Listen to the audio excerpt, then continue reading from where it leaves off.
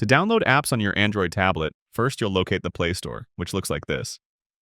Depending on how you have your tablet set up, you might have it directly on the home screen, but if you don't, swipe up to reveal your app drawer, and you'll be able to locate the Play Store in there. Once you're in the Play Store, you'll be asked to sign into a Google account if you haven't done so already. If you're already logged in, you're all set and ready to start downloading.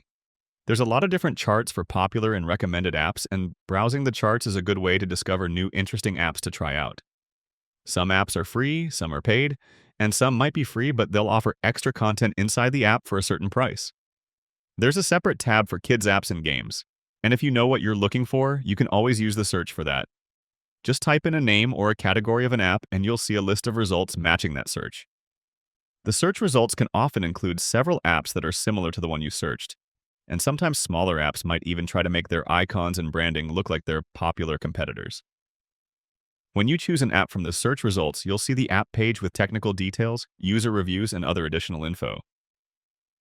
Tap Install to download and install that app. Obviously, you'll need to have an internet connection to do this. Some apps are pretty small, some will require a bigger download. Totally depends on the app you're installing. Once the app finishes downloading, you can open it directly from here, and you're all set. All the downloaded apps go into your app drawer, which you access by swiping up from your home screen. You can move and reorganize apps in the app drawer by tapping, holding, and then dragging them across your screen.